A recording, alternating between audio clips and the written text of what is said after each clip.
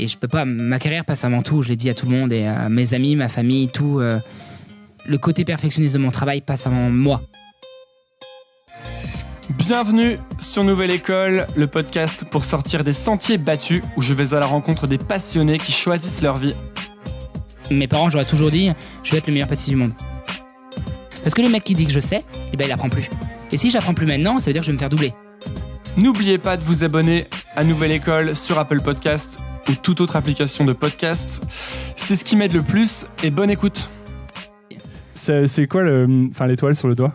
C'est pour atteindre mes rêves. J'ai beaucoup d'étoiles en fait, j'en ai pas que là, j'en ai partout sur le corps. C'est vrai ? Ouais. C'est un rappel ? Ouais, c'est je pense une vie sans objectif, sans rêve du coup, ça c'est pas une vie. Moi j'appelle pas ça une vie, donc tous mes tatouages ont un sens sur tout mon corps et c'est souvent par rapport à mon travail ou ma vie. T'en as combien ? Ouais, j'en ai presque une cinquantaine, je pense. Ah, c'est vrai ? Ouais. Waouh ! Ouais. Ça, t'as commencé quand ? J'ai commencé il y a... Mon premier, c'est celui-ci. C'est un sourire, en fait. J'ai fait ça il y a, je pense, 12 ans. J'ai fait ça avec mon meilleur ami quand on travaillait en pâtisserie. C'est drôle comme ça a commencé les tatouages parce qu'en fait, c'était dans la difficulté. On avait du mal à se voir parce que lui, il travaillait de jour, moi, je travaillais de nuit. Et on se donnait une consigne à chaque fois. Et la consigne, c'était... blablabla, une tonne de taf, et à la fin c'était pas marqué Nico, c'était marqué smile, et avec le smile tu passes dans le monde entier, et si t'as le sourire, c'est beaucoup plus efficace que si tu tires la gueule. Donc, voilà. C'est quelque chose que vous rappeliez ça constamment ? Ouais, complètement, parce que je pense dans chaque métier c'est difficile, et dans le métier de pâtissier il y a des moments de carrière qui sont extrêmement difficiles. Et là, il y a 5 minutes, j'étais avec une petite fille qui m'a donné le sourire, et là, j'ai le sourire. Voilà, c'est tous les jours comme ça. Il y a plein de difficultés, plein de choses. Et je pense qu'avec le sourire, c'est beaucoup plus agréable. C'était quoi pour toi les moments de carrière qui étaient difficiles ? Le passage chez Fauchon, par exemple ? Non, avant. Le passage chez Fauchon, c'est plus agréable, parce que c'est une fierté quand même d'arriver chez Fauchon. La difficulté, c'est mon apprentissage. Quand on commence à avoir 14, 15, 16 ans, 17 ans, on pense à quoi ? À sortir, à aller voir les filles, à danser, à faire la fête. Et moi, j'ai mis une grosse croix dessus parce que je travaillais de nuit. Donc, c'était pas possible. Et jusqu'à l'âge de 20 ans, je suis jamais sorti, en fait. J'ai jamais fait la fête. Donc, entre 13, 14 et 20 ans, non, jamais tous les soirs au travail. Ouais, tout le temps. Et à ce moment-là, il n'y a pas eu des moments où tu te disais que tu allais arrêter Si, j'ai toujours dit qu'est-ce que j'ai fait ? Pourquoi j'ai choisi ce métier ? Déjà, je gagnais rien. Je gagnais pas 1 euro. Ça, c'est clair et net. À l'époque, tu gagnais rien ? Rien du tout. C'était extrêmement difficile de vivre parce que je gagnais rien. Et les heures supplémentaires, c'est pas 7 heures par jour, c'est 17 heures par jour. Mes patrons, c'était extrêmement dur. On travaillait de nuit, on attaquait à 22h, 23h, minuit. On faisait du pain, de la boulangerie, des grosses masses. C'était extrêmement difficile pour moi. Donc c'était vraiment extrêmement difficile. Est-ce que tu vivais plus chez tes parents à ce moment-là ? Non, je suis parti chez mes parents à 16 ans. À 16 ans ? Ouais. Ouais, ça devait être un moment vraiment compliqué. Ouais, j'ai pu passer des étapes, mais je pense que, comme mon père me l'a dit, ce qui ne tue pas rend plus fort. Il me disait tout le temps, si tu arrives à franchir ça, tu arriveras beaucoup plus loin que les autres. Et en fait, je me suis toujours mis en retrait de toutes mes équipes. J'étais toujours un peu différent. Quand eux, ils partaient en pause, moi, je partais pas en pause, je faisais des essais. Ça, déjà, à l'époque, tu te disais, il faut que j'aille plus loin ? Ah oui. Ouais, toujours mon objectif. Mes parents, j'aurais toujours dit, je vais être le meilleur pâtissier du monde. Ça, c'est hyper intéressant. Ouais. D'où est-ce que tu penses que ça devenait ? Parce que j'introduis, parce qu'on est parti, je suis avec Cédric Grolet, donc tu es chef pâtissier au Meurice. Exactement. Ouais. Et moi, je t'ai découvert, comme beaucoup de gens, je pense, sur Instagram. Ouais. Énormément de gens. Maintenant, tu es suivi par 1 million de personnes. Ouais. Et depuis quelques années, donc je crois que tu as 33 ans. Exactement, depuis 2 jours. Bravo, bon anniversaire. Et depuis quelques années, tu reçois de plus en plus de récompenses décernées par différents jurys, chef pâtissier de l'année, meilleur chef pâtissier restaurant du monde, meilleur chef pâtissier du monde. Et en fait, ce qui est intéressant, c'est que quand moi, j'ai du coup, pour préparer cette interview, j'ai fait beaucoup de recherches. Et il y a le même thème qui revient souvent, qu'à l'école, tu n'étais pas vraiment bien, quoi. Complètement. C'était pas un environnement propice pour toi. Non. C'était même... plutôt compliqué, non ? C'était très compliqué. Et à cette époque-là, justement, pour tes parents aussi, c'était compliqué, non ? Ouais, pour toute ma famille. Toute ma famille, mes frères, mes sœurs, mes tantes, mes parrains, mes marraines, tous, c'était Cédric Grolet, c'est le cancre de la classe. C'était vraiment une catastrophe. Je pensais tout le temps à la même chose, c'est créer. Mais créer quoi, je ne savais pas, mais je dessinais sur mes cahiers, je dessinais sur mes ballons, j'adorais les couleurs, j'adorais les formes. Je pensais j'étais complètement artiste quand j'étais petit, mais sans m'en rendre compte. Je faisais tout, mais je ne savais même pas ce que je faisais. Mais à part apprendre les maths et tout ça, j'arrivais pas à les dicter, c'était une catastrophe. Et ça devenait d'où, justement, à ton avis, l'envie de créer comme ça? En fait, j'ai un grand-père qui est cuisinier, le côté de ma maman, et mon côté de mon papa, mon autre grand-père est artiste peintre et musique. Et en fait, je pense que j'ai une nature créative qui est venue de mes grands-pères, parce que mes parents, c'était pas du tout le cas. Ouais, c'était une intersection, c'est ça? Ouais. Sauf qu'à l'école, le cadre finalement est assez rigide. Très. Ouais, donc c'est pas. Ouais, c'est ça. Trop. Ouais. Après, je comprends qu'il y a des cadres, mais moi, dès qu'on me demande de faire un dessert, par exemple, un client va venir me voir, il va me dire je veux un dessert comme ça, comme ça, comme ça, j'en suis incapable de le faire. Si tu me dis tu me fais confiance et tu me fais le dessert que tu veux, mais ça me fait du rêve, bah, tu me laisses libre et là, je peux créer des desserts. Donc de plus en plus, je fais des mariages, je vais voir les clients, je dis laissez-moi gérer. Vous allez voir, ça va bien se passer. Et ça marche extrêmement bien. Dès que j'ai un cadre et une contrainte, j'arrive plus à créer. J'y arrive pas. Donc ce que tu as en fait, c'est inventer, c'est ça? Ouais. Mon objectif, c'est de créer des émotions aux clients. Et ça veut dire que chaque saison qui arrive, chaque nouveau fruit qui arrive, je me dis qu'est-ce que je peux faire pour le sublimer et qu'est-ce que je peux faire de nouveau. C'est intéressant parce que je pense pour notamment tous les gens qui écoutent ce podcast ou qui sont jeunes ou soit étudiants, soit parfois dans des voies professionnelles qui leur plaisent pas vraiment, tu sais, souvent des gens n'arrivent pas à s'épanouir dans des cadres. Ça ne veut pas forcément dire qu'en fait, ils ne sont pas bons, tu vois. Exactement. Et toi, on te voit maintenant, on t'est les meilleurs chefs pâtissiers du monde, tu as un énorme succès, et à cette époque-là, peut-être que tu pouvais te dire que tu étais nul. Tu vois. Complètement. Et ce qui est intéressant, c'est qu'est-ce qui aurait pu être différent pour que tu puisses, justement, toi, t'épanouir plus à l'école, à ton avis? En fait, avoir la possibilité de s'épanouir à l'école, je pense que c'est...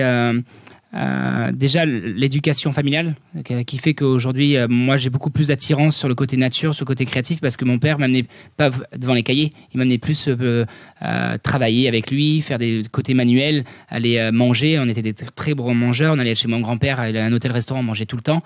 Et à l'école, je rentrais à l'école, j'étais assis sur une chaise, toujours la même chaise, au fond, parce que j'étais nul à lire la classe, donc il me mettait au fond et personne ne me regardait. Mettait au fond? Ouais, complètement. Ouais. J'étais toujours le 0 en dictée, j'étais toujours 0 en poésie, 0 en maths, j'étais toujours la plus basse moyenne jusqu'à l'âge de mes... Dès que j'ai commencé la pâtisserie, j'étais toujours le plus nul. Mais dès qu'il y avait du sport, j'étais toujours le premier. Dès qu'il y avait du dessin, j'étais toujours le premier.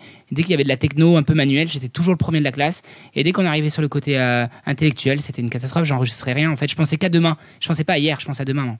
Est-ce que tu avais l'impression que les disciplines, disons, manuelles ou artistiques étaient moins valorisantes ou moins valorisées que les... Mais bien sûr, ouais, complètement. Le premier de la classe qui était fort en maths, en géo, toutes les épreuves, il était apprécié par les professeurs. Et moi, qui s'en foutais que j'étais le meilleur en foot ou en course ou en dessin, ils disaient que ça servait à rien. Ça servait absolument à rien. Et aujourd'hui, je vois mes professeurs et ils me disent ça t'a pas servi à rien. Mais c'est intéressant parce qu'il y a presque un paradoxe dans ce que tu décris de ta famille qui finalement t'emmenait beaucoup vivre des expériences qui n'étaient pas des expériences finalement complètement intellectuelles. Et qui en même temps avait envie que tu performes quand même dans cette discipline intellectuelle. Ouais, mais c'était pas fait pour. En fait, c'était mes parents. Moi, je pars vraiment d'une famille extrêmement classique. On mangeait des choses très très simples.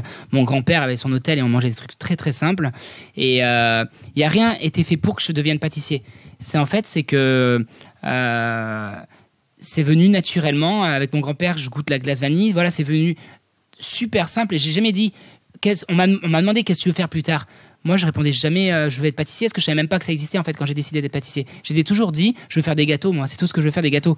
Mais je ne savais pas. Mes parents me disaient toujours mais Cédric, ne fais pas ce métier, c'est extrêmement difficile. C'est un métier où tu vas pas gagner ta vie. Tu vas travailler toutes les fêtes, tu vas travailler la nuit, tu verras jamais ta famille. C'est une catastrophe ce métier. Et en fait, je pense que la vie que je vis, je la souhaite à tout le monde. Je vis une vie de rêve. Très peu de pâtissiers dans le monde vivent ce que je vis, et très peu dans d'autres métiers vivent ce que je vis. Je voyage dans le monde entier, je gagne extrêmement bien ma vie, je vois des personnalités, je vois les clients heureux, je rends les gens heureux, j'ai tout le temps le sourire à 99%. Franchement, je vis une vie de rêve parce que j'ai commencé tellement dur qu'aujourd'hui c'est cool, c'est vraiment bien. C'est dur, mais c'est cool. Ouais, donc a posteriori finalement ces conseils étaient peut-être pas les bons. Ouais.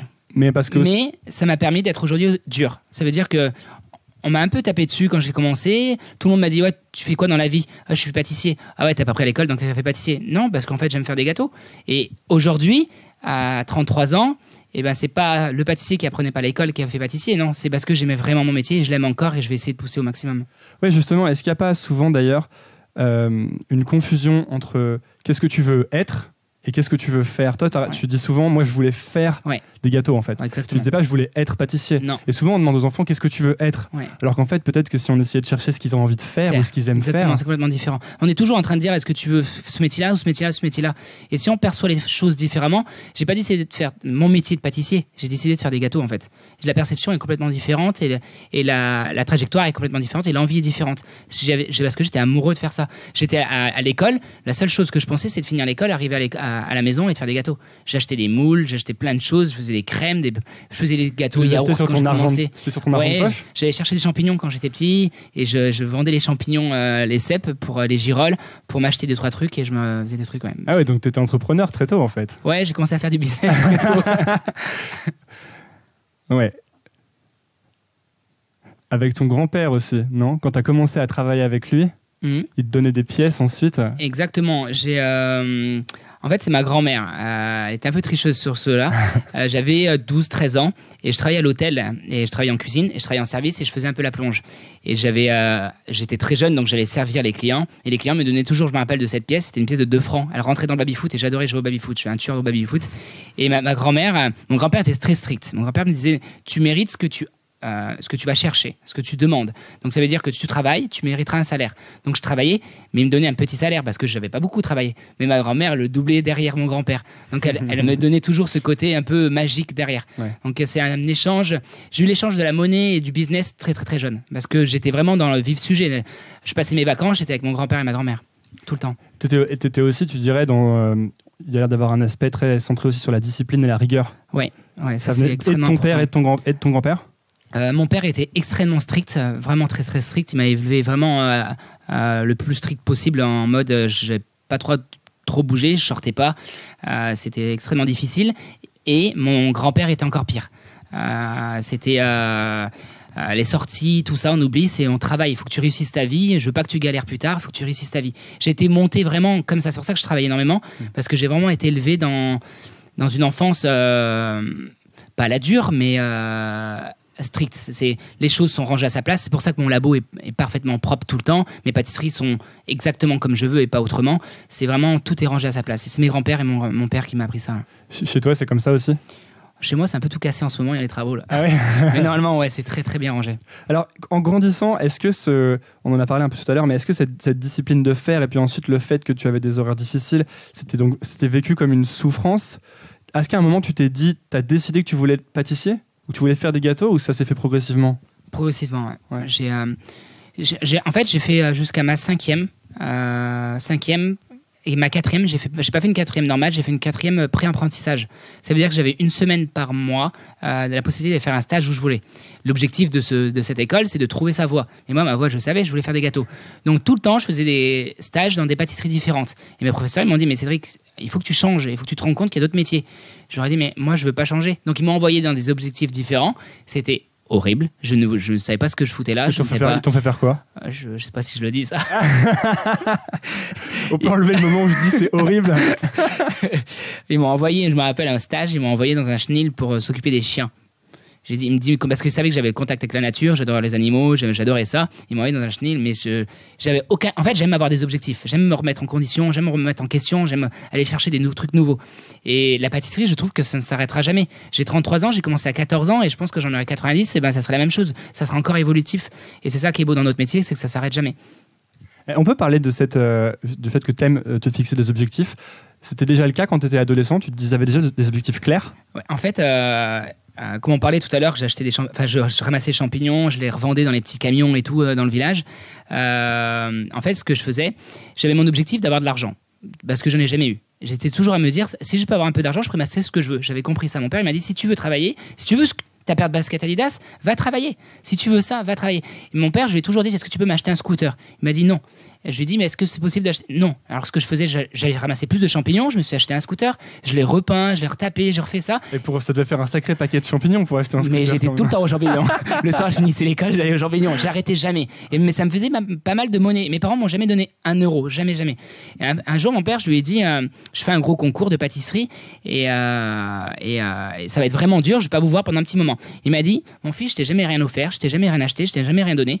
Mais là, cette fois-ci, si tu arrives premier, je t'offrirai le permis de moto. j'ai tellement travaillé pour avoir ce permis moto. Et quand, je me rappelle, il était en face de moi et il me regardait. Et quand les résultats sont tombés, je suis arrivé premier. Et je l'ai regardé, j'étais là. J'étais super fier parce que c'était la première chose qu'il m'offrait. J'avais 20 ans. Donc c'était vraiment extraordinaire. C'était un moment spécial, ouais. Donc je pense que c'est grâce à ces objectifs-là et que j'ai aujourd'hui, que j'en ai plein d'autres, qui fait que ma vie, elle est stimulante et elle ne s'arrête jamais. Et je fais plein de choses de droite et à gauche. Une vie, on en a une, peut-être plusieurs, mais pour l'instant, j'en suis au courant de une. Et je pense que chaque moment est précieux et chaque moment, j'essaye de les pousser à fond. Donc j'arrête jamais. J'adore. On met à droite, on met à gauche, on m'amène là, on va ça. Je fais le tour du monde, je rencontre plein de monde, j'ai un réseau incroyable. Je vis une vie de rêve de pâtissier. Alors, autre question, du coup, ça veut dire que depuis le départ, dans le design, disons, de ta vie, tu n'as jamais vraiment intégré ce que la plupart des gens pourraient considérer comme du loisir, quoi, en fait. Complètement, ouais. C'est du loisir, mais... Ouais, parce que tu fais ce que t'aimes. Ouais, mais en fait, c'est du travail aussi. Ah ouais, il y a beaucoup de travail. T'as pas intégré, par exemple, la partie jouer aux jeux vidéo à 14 ans avec tes copains? Non, j'ai jamais joué aux vidéos. Jamais. Je suis jamais... quand j'étais très jeune, je me rappelle, moi, je finissais le travail vers les 15-16 heures et le soir, les après-midi, j'allais dormir un petit peu. Le soir, on allait sortir avec les copains. On était une petite bande de 15 copains, vraiment très soudés. Et eux, vers les minuit, 23h, minuit, hop, ils sortaient en boîte. Et moi, j'allais me coucher parce que je me relevais à 2-3 heures du matin quand j'allais à la fournée. C'était pas possible. T'étais tout seul dans ce bateau-là ou il y avait d'autres gens avec toi? Non, j'ai d'autres pâtissiers. Ouais. D'autres pâtissiers, mais ils ont abandonné pour certains. Certains, ils ont choisi une carrière différente. Moi, j'avais toujours l'objectif d'aller le plus haut possible. Et je l'ai encore parce que pour moi, j'en suis loin d'être très haut et je l'ai toujours le même objectif. Mais j'ai beaucoup de copains qui sont abandonnés en cours de route et que je vois que c'est mes meilleurs amis aujourd'hui et qui me disent waouh, c'est trop bien où t'en es, parce qu'on a commencé tout petit, on avait 14-15 ans, on allait à la mobilette à 3h du matin ensemble et maintenant ils ont arrêté le métier, ils font des choses et je veux pas leur vie, je préfère la mienne. Tu penses que c'est aussi une question de temps, le plus longtemps tu y passes, le plus tu as de chances que ça fonctionne? Oui. Ouais, de toute façon, il n'y a pas de secret. Plus tu apprends les maths, plus tu es le meilleur aux mathématiques. C'est la même chose pour la pâtisserie. Justement, est-ce que c'est vraiment ça? Tu sais, par exemple, il y a des gens qui jouent au tennis toute leur vie et qui gardent le même niveau. Ouais. Et il y a des gens qui jouent au tennis toute leur vie et qui deviennent meilleurs. Ouais. Alors, je pense que je peux le refléter par rapport à mon équipe. J'ai une trentaine de pâtissiers. J'ai des pâtissiers très bons qui n'y arriveront jamais chef, mais ils sont très bons. Et j'ai des pâtissiers qui viennent d'arriver, qui sont à peine bons, mais qui ont des objectifs et ils ne relâchent rien. Ils vont aller chercher encore plus loin, et qui deviendront certainement meilleurs que moi dans quelques années. Alors ça, c'est passionnant. Tu le vois rapidement chez les gens. Ouais. Et alors, comment tu détermines si quelqu'un va... En fait, j'aime les gens simples. Ça veut dire que quand il rentre dans le laboratoire, qu'il n'a pas la tête énorme et qu'il se dit « moi je sais ». J'ai horreur des gens qui moi je sais faire. J'aime les gens qui sont curieux, qui se posent des bonnes questions. Et quand je les prends avec moi et que je leur explique comment je vois les choses et comment ils réagissent en face de moi, et ben, je vois les yeux et je vois l'intérêt qu'ils ont pour le métier. Et je me dis, la personne qui est en face de moi, elle écoute. Tu vois, la personne, elle est intéressée de ce que je lui dis et elle a envie d'apprendre. La personne qui est en train de regarder à droite et à gauche ou quand il me serre la main, je le cerne assez vite. Et pourquoi j'ai une équipe depuis 5-6 ans qui est solide derrière moi? Parce que je sais où les placer, je sais quoi en faire. En fait, c'est vraiment du humain, mais du respect envers l'un et l'autre. C'est-à-dire que je suis le chef, eux, c'est mes adjoints, mais ils savent me respecter, à quel moment m'écouter, et à quel moment me faire confiance, à quel moment grandir. C'est vraiment un échange, en fait. Et c'est aussi une question d'arriver pour les apprentis à enlever l'ego aussi, non? Ouais, même si je suis le chef pâtissier, et ben mon stagiaire qui vient d'arriver il y a 2 jours, je vais passer 3 minutes avec lui, mais il va être super content. C'est quoi 3 minutes? Je vais le voir, je vais faire une petite blague, je prends le téléphone, je fais un selfie. La stagiaire vient d'arriver au bout du monde, elle parle pas français. Je fais un selfie dans le bobo, elle comprend pas, mais elle est toute gênée. Et ben ça, elle va s'en souvenir toute sa vie. Et c'est ce petit moment qui fait que, elle va s'intéresser parce qu'elle sur les réseaux sociaux, on a l'impression que je suis intouchable, que je suis là, mais en fait, quand je suis quelqu'un de super simple. Et justement, est-ce que ça t'est arrivé à toi de te dire je sais et je sais faire Ouais, en fait, j'ai eu une période il y a 4 ans. T'as vraiment explosé en fait. Ouais. Quoi. Il y a 4 ans, j'ai commencé à pas prendre la grosse tête, je peux pas dire ça, mais j'ai commencé à être plus sûr de moi, à me dire c'est bon, j'écoutais plus les gens. J'étais vraiment à me dire c'est bon, vous me saoulez, j'écoutais plus, tu me parlais, j'écoute pas. Et en fait, je me suis dit, mes voyages, quand j'ai commencé il y a 3 ans mes voyages, j'ai commencé comme ça. Et en fait, petit à petit, je trouve que dans chaque personne, qu'elle soit mauvaise ou positive, eh ben, il y a quelque chose à apprendre. Et en fait, je fais le tri. Mon cerveau, en fait, tout simplement, il écoute. et des fois, j'en ai vraiment marre. J'ai des fans qui viennent et ils sont très attachants, mais des fois, c'est très dur. Et en fait, je me dis, chaque personne, il faut écouter ce qu'il dit. Il y a au moins un petit quelque chose d'intéressant. Et en fait, petit à petit, je fais un tri. Mais il y a 3 ans, j'ai pété un câble. J'étais en mode superstar dans ma tête. Je me disais, mais c'est bon, vous me saoulez, moi, c'est bon, moi, c'est moi le mien. J'étais vraiment comme ça. Et en fait, mes amis m'ont dit, c'est vrai que t'es en train de changer, on n'entend plus de voix, t'écris plus, t'es complètement différent. Mes vrais amis d'enfance.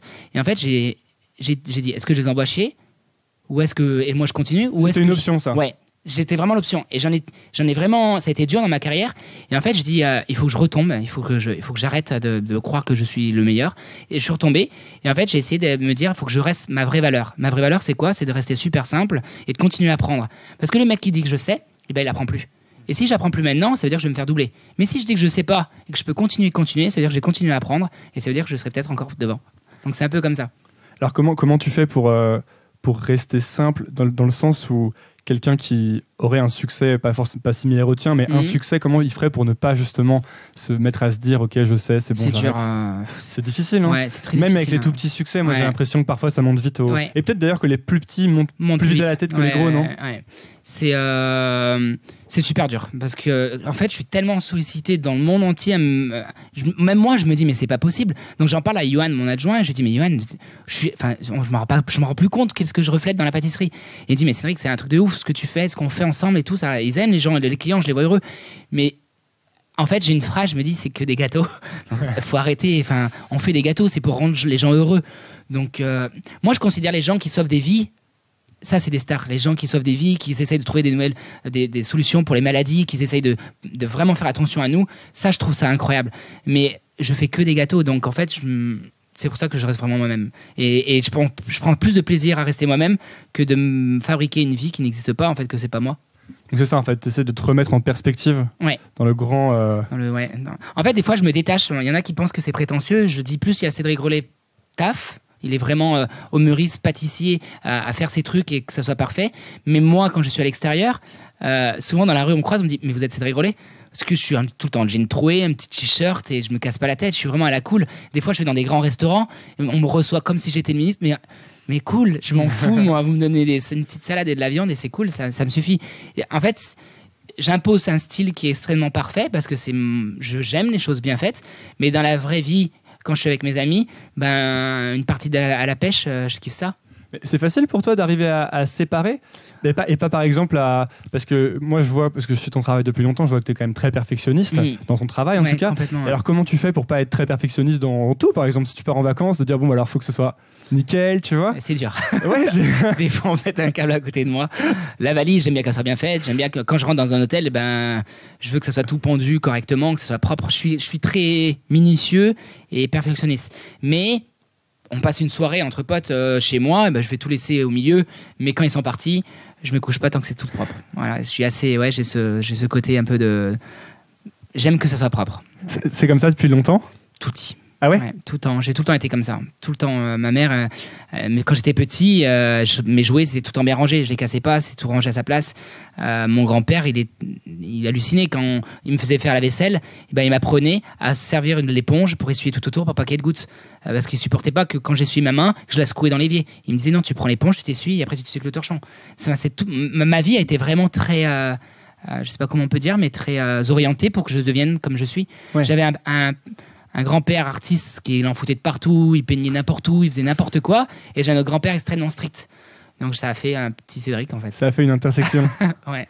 Tu penses que c'est essentiel cette précision au travail que tu fais maintenant? Parce qu'en fait, moi quand je regarde ton travail, c'est de l'orfèvrerie quoi, presque. Tu es vraiment dans la précision. Ouais. C'est extrêmement important pour moi. C'est tout ça, et tout ce que je fais, c'est... ceux qui vont m'écouter, j'ai envie de dire à ceux qui m'écoutent, c'est que ils imaginent pas. Je pense que personne peut imaginer comme je peux être quand je fais une pâtisserie. Quand je suis en démonstration, j'ai mon sang, j'ai mon cœur, j'ai ma peau qui se fige et je veux que ça soit parfait. Je n'y arrive pas à sortir une pâtisserie. C'est une pâtisserie qui a un millimètre, qui a un défaut. Je vois tous les défauts. Je passe dans le labo. En 3 minutes, je passe dans le labo, je vois tous les défauts. Je suis un tueur sur les défauts. Je ne supporte pas les défauts. C'est dur pour moi, hein, mais c'est ma vie. C'est dur. C'est dur. Mais t'arrives à trouver ça parfait quand même de temps en temps? Par exemple, quand tu finis une pâtisserie, t'arrives à la trouver parfaite? Ouais, c'est rare, hein, c'est rare. C'est rare. C'est rare. Ouais, c'est dur, c'est très dur. Je le vois quand je suis en démo et que je suis en train de faire mon buffet et que je sors mes pâtisseries, je suis mal s'il y a un craquelure, une petite... Personne ne le voit, hein. Personne, je le sais. Mais moi, si je vois ça, je suis obligé de remettre les pâtisseries au frigo et de les refaire. Enfin, je peux pas. Ils le savent, mes pâtissiers. S'il y a une pâtisserie qui passe pas ou qu'il y a une trace de doigt sur l'assiette, ils passent à côté de moi, que je suis à 10 mètres, je vais le voir et je le vois. Ils savent que ça va pas passer, donc ils essayent même pas en fait de... Ils essayent des fois. Mais comme je leur dis souvent, le vieux est pas mort. Est-ce que tu as vu ce documentaire sur un type qui se fait des sushis qui s'appelle Jiro? Non. Au Japon. Non. Ben, c'est un restaurant 3 étoiles à Tokyo de sushis. Et donc, le type a, je pense, 90 ans et fait des sushis depuis son plus jeune âge. Et vraiment, il est, tu sais, c'est le samouraï, quoi. Il est ultime. Et ça me fait beaucoup penser à ce que tu dis. C'est-à-dire que vraiment, dans le documentaire, on voit tous les gens de son restaurant parler, qui sont d'ailleurs son fils. Et on sent que il a une exigence qui est tellement élevée que tout le monde est tiré par le haut par cette exigence et que du coup personne n'essaye jamais de tirer au flanc en quelque sorte, tu vois. C'est ce qui se passe dans le labo. Mes gars, ça fait 7-8 ans que je suis là avec eux et il n'y en a pas un qui essaye de quoi que ce soit. Ça m'est jamais arrivé d'avoir un conflit avec mes gars, ça m'est jamais arrivé. Ils sont tous à fond et ils veulent me suivre en fait pour arriver à atteindre une perfection pour notre métier. Donc toi en fait il faut que ton exigence envers toi-même soit bien supérieure à l'exigence que les autres ont envers toi en fait, c'est ça? Ouais. Quand je vais voir un client, quand il me goûte mes pâtisseries, quand je vois dans l'assiette comment elle a découpé faite, quand l'assiette elle est déjà faite, avant que j'arrive et que je vois le dessert, si je vois un défaut et que je vois un truc, je vais vraiment pas bien. Je vais voir mes pâtissiers en bas, je leur dis ça va pas, la table de temps, faut refaire, on en renvoie, on tu refais. Ah ouais, c'est pas possible. Tu laisses jamais une imperfection que tu as vue, tu la laisses pas? Non, j'arrive pas. Sur mes posts Insta, c'est des heures et des journées, des semaines de préparation avant un post. Je ne poste jamais une photo comme ça anodin. Des semaines de préparation? Ah oui, des mois, ouais, bien sûr, tout est calculé. Ouais. Comment ça fonctionne? En fait, ça joue avec les couleurs, les fonds, les mains, l'humain, la stratégie. Tout est calculé pour savoir qu'est-ce que je vais poster après. Là, le post tout à l'heure à 18h, je sais ce que je poste parce que là, j'étais moi. Après, il y a les pâtisseries, moi. Tout est vraiment calculé dans mes posts. Et quand je prends une pâtisserie en photo, il faut me voir s'il y a du monde autour de moi. J'y arrive pas. Il faut que tout le monde s'écarte parce qu'il faut que je sois dans mon monde. Il faut que je rentre dans mon monde pour arriver à faire quelque chose d'artistique. Est-ce que tu as dû apprendre la photo du coup, ou tu connaissais déjà? Souvent les stagiaires me posent cette question-là quand je suis à l'étranger. Et en fait, non, j'ai jamais appris le côté photo, mais je le ressens vraiment de plus en plus avec mon grand-père quand il peignait. Je comprenais rien à ses peintures et maintenant, les couleurs, les formes, l'aspect, le petit côté dérangeant qui va faire que ce soit plus joli, le côté pas trop centré, sinon ça fait trop, j'ai voulu être au centre. Et en fait, j'ai un côté artistique qui vient naturellement. Donc en fait, il y a une meilleure perfection dans des petites imperfections, voilà, c'est ça? Exactement, ouais. C'est la petite chose qui fait qu'aujourd'hui, ça va sublimer le dessert. Souvent, mes pâtissiers, quand je leur laisse créer un dessert, l'humain veut rajouter beaucoup de choses pour que ça soit joli et se dire « j'ai tellement fait que c'est sûr que le gâteau est bon ». Et moi, je fais l'inverse. J'essaie de le mettre tout nu, je dépoile le dessert et je me dis tiens, moi j'assume, je mets ça, j'ai pas de décor, pas d'assiette avec des sauces, pas des trucs tout autour. C'est vraiment, j'enlève le maximum pour voir le côté produit. Et en fait, moi je considère ça un peu comme une femme qui va en rajouter trop, qui va rajouter plein de maquillage, qui va en remettre plein au-dessus d'elle.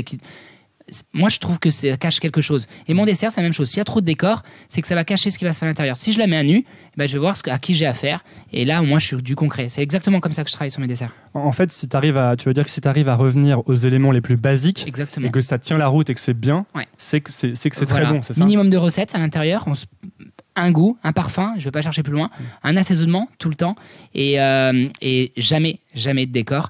Et ensuite, pur. En fait, j'aime les choses pures. J'aime pas les blibli et le blabla et le plein de choses, les points dans l'assiette, ça n'existe pas chez moi. Ça me fait beaucoup penser à toute l'orientation de ton travail autour de la nature, en fait. Ouais. Il y a un côté où tu essayes de recréer ce que la nature donne. En fait, j'essaie de la respecter. Parce que ce que je trouve la nature, tout à l'heure c'est marrant, il y a une fille qui rentre dans mon bureau et j'étais à Tahiti il y a 5-6 mois et dans l'eau j'ai trouvé un coquillage qui était parfait. Il avait un rond et ça tournait et moi le pâtissier j'essaye de le faire ce rond sur le tourne-disque pour qu'il soit parfait, je n'y arrive pas. Et ça veut bien dire que la nature, si tu la respectes, si tu attends que le produit est bon, les clients vont te le rendre naturellement. Mais je ne peux pas prendre une pêche et quand elle est bonne, la poser dans la boîte. Donc en fait, ce qui se passe, c'est que cette pêche-là, quand elle est bonne, c'est à moi, le pâtissier, par rapport à tout ce que j'ai appris, d'y rajouter un petit quelque chose, un petit assaisonnement qui va faire qu'elle soit encore meilleure que la nature. Souvent, les pêches, on me dit, quand je les cuisine devant les pâtissiers et les autres pâtissiers, quand je suis en masterclass, on me dit, mais chef, vous gardez la peau? Mais bien sûr, la peau, elle est super importante. La peau, c'est ce côté dérangeant. Elle va te déranger. Quand tu vas la manger, tu vas avoir vraiment l'impression de manger une vraie pêche. On me dit, mais il faut l'éplucher et tout. Non, il ne faut pas l'éplucher. Il faut la cuire différemment et ça va t'apporter un petit croustillant. Donc c'est très important de garder ce qu'on pourrait penser comme étant des imperfections. En fait, c'est l'imperfection qui fait qu'aujourd'hui, tu vas te souvenir de ce dessert. La noisette, j'ai appris jusqu'à l'âge de mes 30 ans que la noisette, il faut l'enlever, l'émonder. Ça veut dire d'enlever la peau noire et manger la noisette. La peau noire, c'est pas bon. Mais la peau noire, c'est grâce à ça que ça va développer les arômes. Et ça, je l'ai appris il y a seulement 3 ans. Mais quand je vais en démo, ils ont toujours des noisettes sans peau. Je leur dis non, il faut la peau. Et je leur fais goûter, ils font ah ouais. Parce que ça va projeter quelque chose. Quand tu prends un morceau de viande, tu coupes ce morceau de viande, tu le manges. T'as pas de fleur de sel, t'as pas un petit poivre, t'as pas un petit verre de vin rouge, t'as pas tes amis autour de toi, t'as pas une belle ambiance, ce morceau de viande, il a plus trop d'intérêt. Mais si tu mets un petit quelque chose, une température, une belle cuisson, un bon verre de vin rouge, avec une petite fleur de sel, un petit truc qui va accompagner tout ça, eh ben ça va être encore meilleur que le côté naturel. Si tu manges la viande comme ça, c'est pas bon. Si tu la manges un tout petit peu assaisonnée avec un petit assaisonnement, bah, c'est très bon. C'est ça que t'appelles créer une émotion ou toi tu dis créer un souvenir. Ouais. C'est ça ? C'est ça. C'est quand tu racontes quelque chose comme ça ? Ouais. En fait, les clients. Tout ce que je dis, c'est par rapport aux clients que je les écoute. Je n'écoute jamais les potes pâtissiers, c'est pas possible. Pourquoi ? Parce qu'il va jamais vous dire que c'est pas bon. Les copains, c'est pas possible. Ah, d'accord. Les copains, il faut pas écouter. La famille, surtout pas. Maman, jamais l'écouter. Parce qu'elle va toujours dire que c'est bon. Mais maman, elle va dire que mon fils, c'est le meilleur. Jamais la copine, jamais. Mais toujours le client. Et en fait, le client, il va être simple. Le client, c'est lui qui paye, c'est lui qui a fait des placements, c'est lui qui a l'attente sur toi, qui te dit bon, t'es le meilleur pâtissier du monde, vas-y. Et quand tu arrives devant le client et qu'il est là, à la limite de pleurer et te prendre dans tes bras, c'est une belle victoire. Et il t'arrive d'avoir des commentaires négatifs de gens qui ne sont pas clients, qui sont sur Instagram par exemple. Ouais. Comment tu fais pour gérer ça du coup ? C'est dur. Ouais. C'est dur. Mais je comprends. Alors, il y a le client, je vais être honnête, il y a des clients durs et jaloux, jaloux, qui vont essayer de me trouver toutes les vices que je peux sur mes pâtisseries. Il y a des gens qui viennent pour ça en fait. Ouais, et je me fais démonter de temps en temps. J'en prends en considération parce que je pense que c'est important. Et j'ai des clients qui vont être complètement... Je le sens, le client qui est en face de moi et qui va aller droit au but et qui va pas mâcher ses mots et me dire non, ça c'est pas bon, c'était un peu trop ci, un peu trop ça. Je dis dans ma tête, fais chier. Vraiment, c'est dur, c'est vraiment dur. Et en fait, je rentre dans mon bureau, je réfléchis, je redescends en bas, je dis tiens, on va essayer quelque chose de différent sur le... Ça m'est arrivé pour le millefeuille chocolat, par exemple. Une cliente horrible me dit c'est pas bon. Tous les clients me trouvaient bon. Je dis elle est peut-être pas si tort en fait. Je suis descendu en bas, j'ai abaissé le feuilletage d'1 millimètre de moins, j'ai mis mon crémeux d'une douille d'1 millimètre de plus, et il y a eu un truc en plus. Et je me suis dit tu vois, il y a que les cons qui changent pas d'avis. La preuve, j'ai changé mon millefeuille par rapport à ce client, et il est encore meilleur que ce qu'il était avant. Des changements d'1 millimètre, ça fait une différence énorme. Ah ouais, complètement. Ouais. Ton feuilletage, tu la baisses à 2 mm ou 3 mm, et la sèche va être différente de la mâche. Tout est vraiment millimétré. Ouais. Là, c'est intéressant parce que depuis quelques minutes, on parle de comment tu t'atteins la sophistication dans la simplicité. Est-ce qu'au départ, est-ce qu'au début, tu étais peut-être plus dans la technique ? Est-ce que tu as essayé d'en faire plus ? Quand j'ai commencé la pâtisserie, je suis passé chef pâtissier, j'avais 26 ans ici. Le premier dessert que j'ai fait, j'étais tellement stressé, mais tellement. Je me suis dit, mais tout le monde va me regarder. Il y avait un très bon chef pâtissier avant, et j'avais que 26 ans. Je dis, mais comment je vais faire ? Donc j'ai mis tout ce que je savais. J'ai mis tout ce que je pouvais mettre, le glaçage, le décor, les feuilles en chocolat, les croustillants, la fleur de sel. J'ai tout mis. Tout ce que je connaissais, les techniques possibles. C'était un dessert très beau, mais aujourd'hui qui n'était pas bon. Et en fait... je pense que les pâtissiers, j'ai des messages des fois de dire c'est trop simple, un pâtissier, ça doit faire rêver. Je pense que ce qui est très important, très très important, c'est le goût.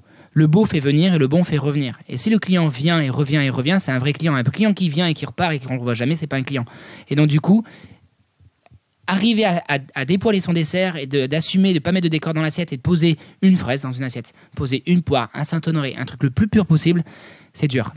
Ça a été dur quand j'ai commencé ça. Et qu'est-ce qui t'a fait changer de philosophie justement ou d'approche, disons ? J'ai beaucoup travaillé avec Christophe Saint-Agne, l'ancien chef de cuisine, et Alain Ducasse, qui m'a dit tout le temps Cédric, il y en a trop, on comprend pas, il y en a trop. Et c'est vrai. Aujourd'hui, quand je vais dans le restaurant et que je lis les cartes, par exemple, tu sais, tu commences la carte au début, il y en a tellement que tu te dis je sais plus quoi choisir, je prends ce que j'aime. C'est vrai, parce qu'il y a trop de phrases, trop de lignes, il y a beaucoup trop de choses à choisir. Et en fait, ce que j'aime dans une carte, c'est qu'il y a 3-4 plats, 3-4 desserts, 3-4 entrées, et tu choisis le truc et le truc change régulièrement. C'est pour ça que j'ai lancé le concept de la pâtisserie. Il y a 5 desserts et ça change tous les mois. Et les clients, ils s'embêtent pas, ils rentrent dans le magasin, qu'est-ce qu'ils font ? Ils prennent tout. Parce que si tu vas dans un autre magasin et qu'il y a 30 desserts, tu sais pas quoi choisir. T'es là comme ça devant le dentifrice quand tu choisis ton dentifrice. Il y a tellement de marques que je sais jamais lequel choisir. En fait, j'essaye de simplifier le choix des gens. Ils rentrent dans le magasin, ils choisissent le plus vite possible. Merci pour ça déjà. Parce que vraiment, c'est vraiment la pire chose pour moi à chaque fois que je vais manger quelque part. C'est la même chose pour moi. J'aime pas lire les cartes. Et même dans les cartes, les clients sont pleins. Ils m'ont dit, moi il y a marqué dans ma carte par exemple, noisette, pomme, poire, citron. Voilà, c'est que des trucs comme ça. Et les clients, ils aiment bien. Il y en a qui aiment le givré à la poire avec son succulent de pommes de terre. Mais arrêtez de faire du violon et mettez dans l'assiette. Tout ce temps que je perds pour faire une phrase, je préfère le mettre dans ma création. Et qu'est-ce qui te disait Alain Ducasse quand il te disait de réduire justement ça m'intéresse parce qu'on a l'impression, moi j'ai fait pas mal de recherches pour cette discussion, et on a l'impression que c'est quand même quelque chose qui t'a pas mal structuré à un moment. Complètement. En fait, je suis quelqu'un de créatif, mais si tu n'as pas d'orientation, tu crées mais tu sais pas où tu vas. Et en fait, Alain Ducasse m'a donné mon orientation. Il m'a permis de dire... Ok, Cédric, qu'est-ce que tu veux faire? Je lui disais. Il me dit, il faut que tu pousses les fruits. Tu es un très bon pâtissier sur les fruits, pousse les fruits. Et j'ai poussé.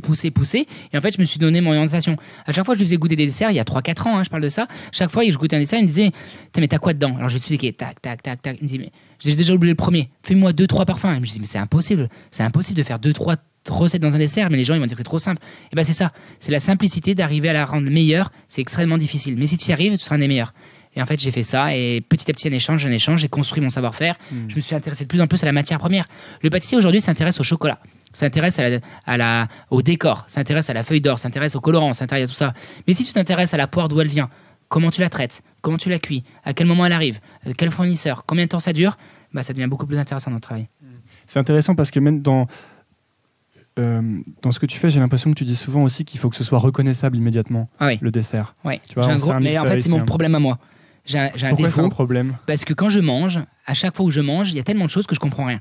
Et je me sens nul. Des fois, je fais des concours avec des potes, mais pas pâtissiers. Des blind tests? Ouais, vraiment en mode on goûte. Je reconnais jamais. Il me dit, mais comment toi tu fais pour être le meilleur pâtissier du monde? Tu ne reconnais rien, nous on reconnaît. Parce que j'ai un palais qui n'est pas affûté pour les goûts différenciés. C'est vraiment le côté. Ok, tu mets un gâteau au chocolat, mais tu vas voir le chocolat que je vais te mettre. Je vais pas travailler sur une couverture, je vais travailler sur une pâte de cacao 100% et je vais te pousser le chocolat à fond. Et là, quand tu manges ton dessert chocolat, je peux te dire que tu vas te sentir le chocolat. Café, c'est café. Je vais toujours dans le 100%. Parce que quand je mange, ça fait du bien, je sais ce que je mange. Mais justement, est-ce que c'est pas là qu'on crée l'excellence? Tu sais à quoi ça me fait penser? Ça me fait penser au genre dans le cinéma ou dans la littérature.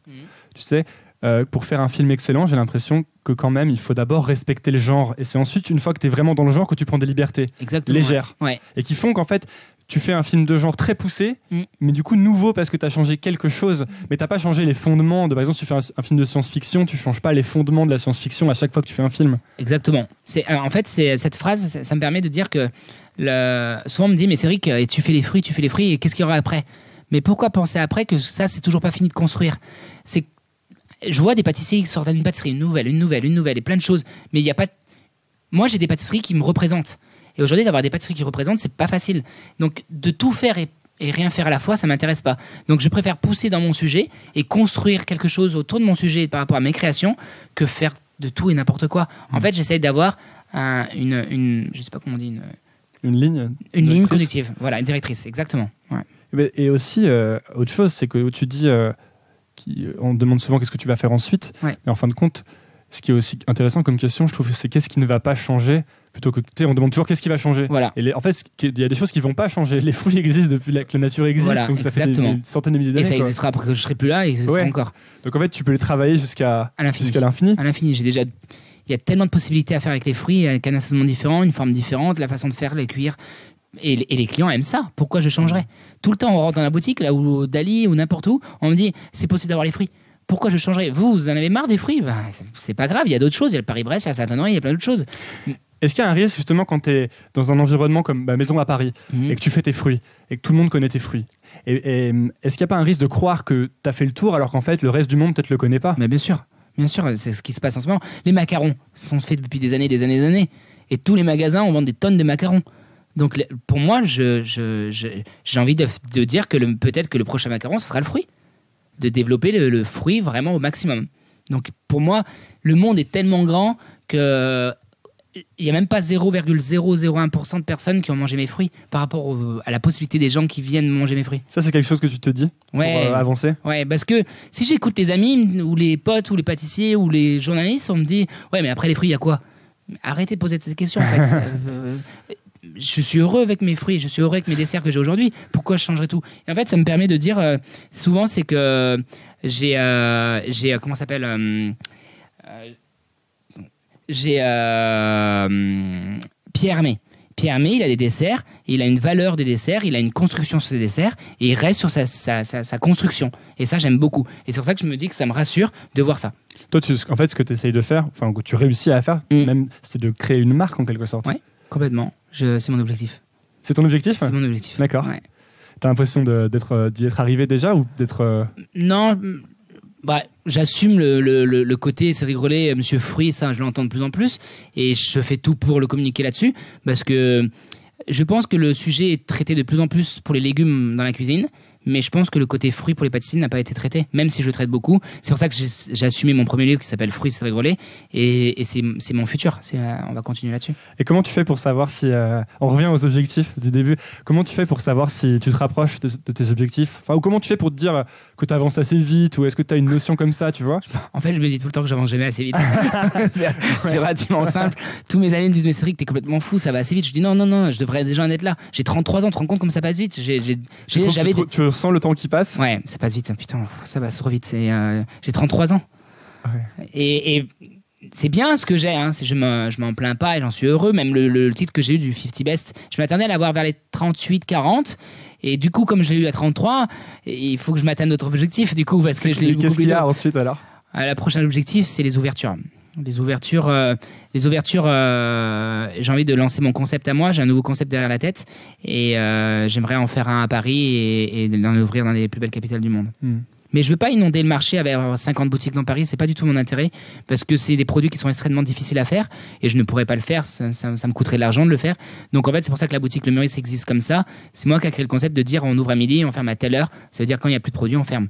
Parce que c'est tellement long à faire mes pâtisseries que c'est pas possible d'en produire trop. C'est juste comme ça que ça s'est construit le concept.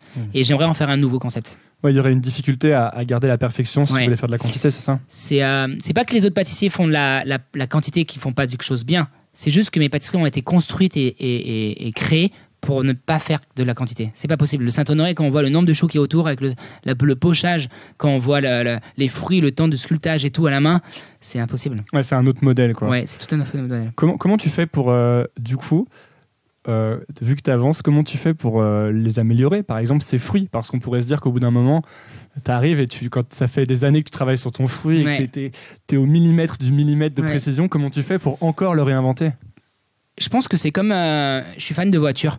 Et quand j'ai commencé à avoir ma première voiture, j'adorais la Mini, comme elle était. J'ai dit, ça peut pas être plus belle. Et aujourd'hui, comme elle est encore plus belle.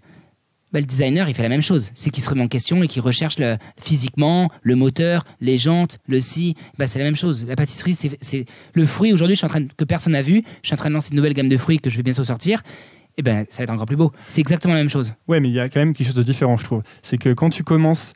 mettons que tu viens d'être chef pâtissier au Meurice, il y a des gens qui peuvent te dire, qui peuvent t'apprendre des choses, qui peuvent te dire là il faut que tu t'améliores. Mais quand tu commences à être le meilleur dans ce que tu fais, quand c'est toi qui fais les fruits et que tu sais que c'est ton produit, mais il y a personne finalement qui peut te dire là tu peux changer ça ou là tu peux changer ci. Non, c'est que toi qui peux te le dire, non? C'est moi et mes voyages. Un homme, il grandit, il prend de la maturité. Qu'il soit dans mon métier ou dans un autre, il voit les choses différemment. Quand j'étais petit, j'avais 20 ans, 21 ans, 22 ans, j'avais une perception de la pâtisserie différente que ce que j'ai aujourd'hui 30 ans. Et peut-être qu'à 40 ans, le discours qu'on a aujourd'hui tous les deux, peut-être qu'il sera différent quand j'aurai 40 ans. Donc je pense que c'est l'humain, avec le savoir-faire, avec mes voyages, avec ce qui m'entoure et avec l'écoute que j'ai, qui fait qu'aujourd'hui, et les techniques, qui fait qu'aujourd'hui, il y a encore de l'évolution à faire. Je suis certain qu'il y a de l'évolution à faire encore. C'est pas forcément des nouveaux produits, quoi. Non, c'est une façon de voir les choses. Parce que souvent, je trouve qu'on croit qu'on doit toujours faire un truc nouveau. Ouais, je pense que c'est pas ça.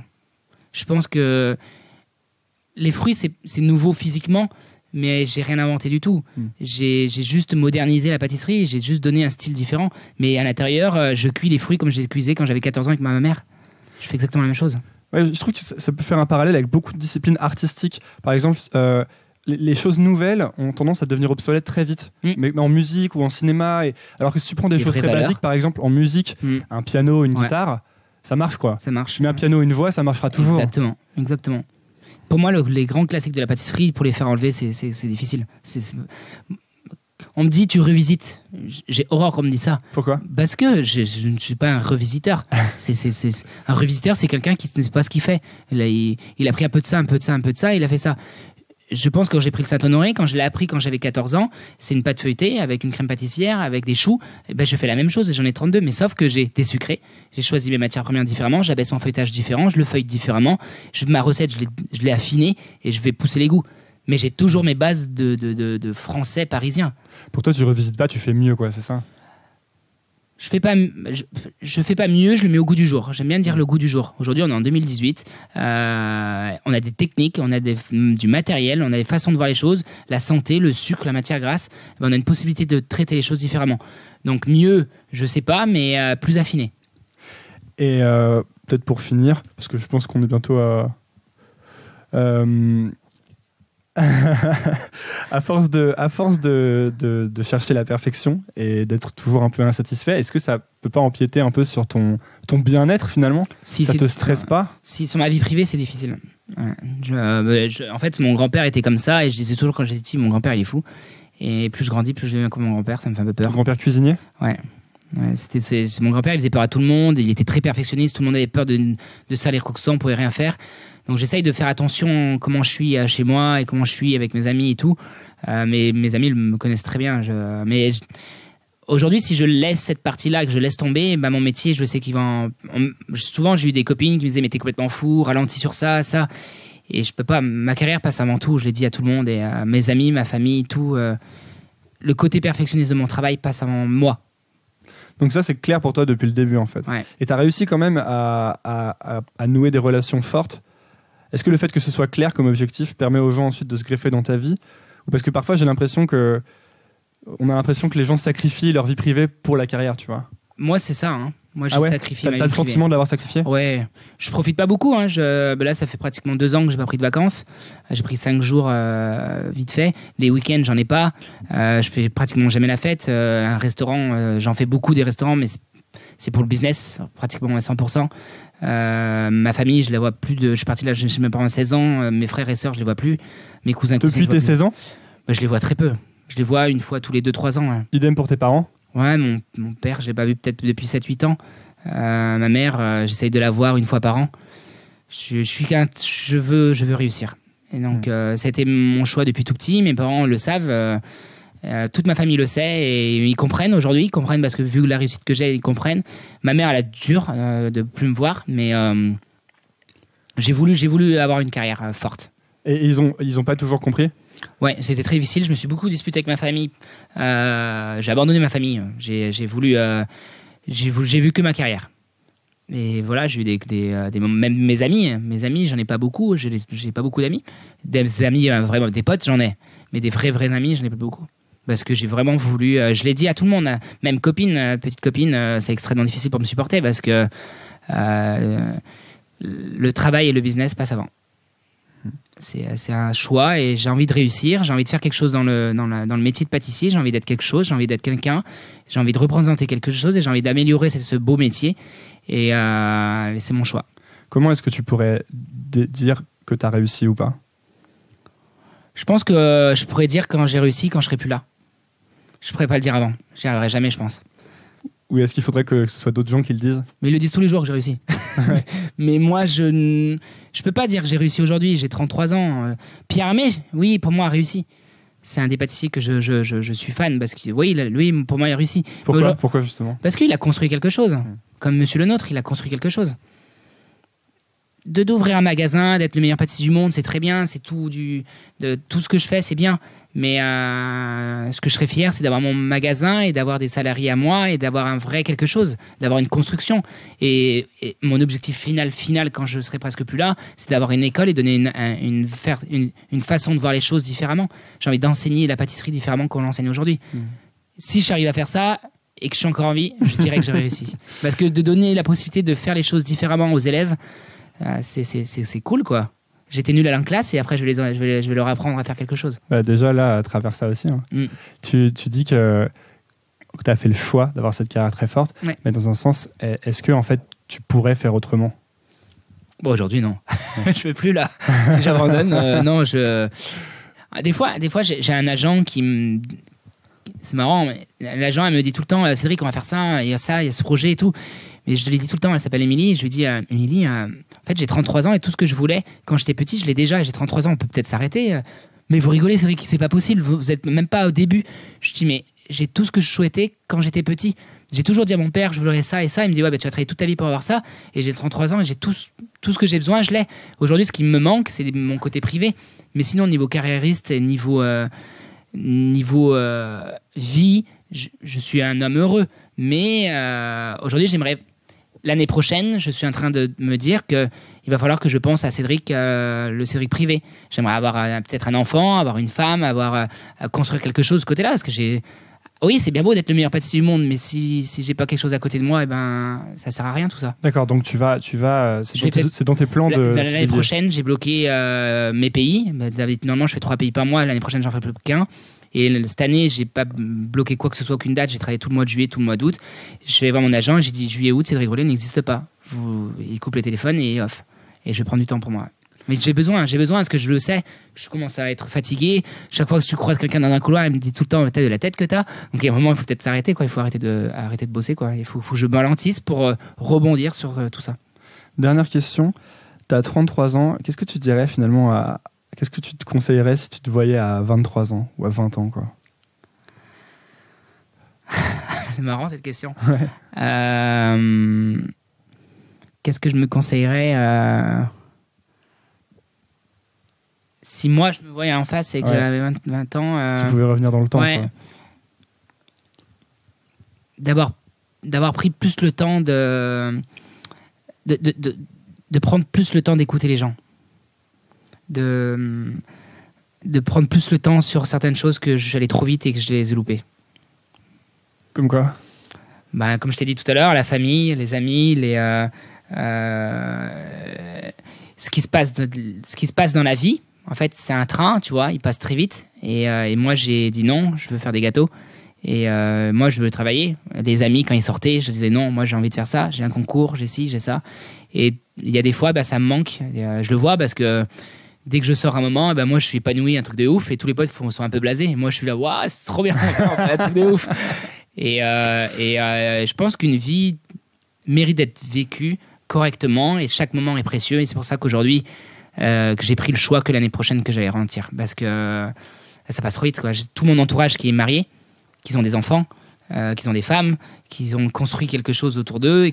Mais moi, je suis trop... Oui, je suis devant. Mais je suis devant pour aller où et faire quoi. Donc, c'est tous ces moments-là que j'ai loupés, j'aimerais m'en profiter un peu plus maintenant. Merci beaucoup, Cédric Grolet, d'être venu sur Nouvelle École. Avec grand plaisir. Je mettrai tous les liens vers ton Instagram et que les gens puissent aller voir tout ce que tu fais parce que c'est super. Je suis vraiment content d'avoir fait cette avec rencontre. Plaisir, et j'aime pouvoir partager mon petit univers et avec plaisir. Merci beaucoup. Merci à toi. Salut. Merci d'avoir écouté Nouvelle École. Si l'épisode vous a plu, la première chose à faire est de le dire à l'invité via les réseaux sociaux. Vous trouverez le lien de ses profils dans la description de l'épisode. Faites-le, c'est très important pour les remercier et pour montrer que Nouvelle École est écoutée. Presque aussi important, abonnez-vous au podcast et laissez un avis sur Apple Podcast ou iTunes.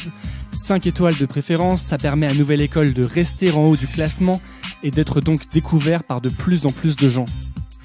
Il n'y a pas de pub sur Nouvelle École, c'est parce que Nouvelle École est financée par ses auditeurs sur patreon.com. Vous pouvez rejoindre cette communauté et soutenir Nouvelle École à partir de 2 € par mois, soit un café par mois en allant sur patreon.com/Nouvelle École Podcast. Le lien est dans la description de l'épisode. Enfin, pour ne rien manquer des actualités et des coulisses, vous pouvez me suivre sur Instagram en cherchant Nouvelle École. Merci d'écouter ce podcast et à la semaine prochaine. Nouvelle école, je donne ça à l'ancienne.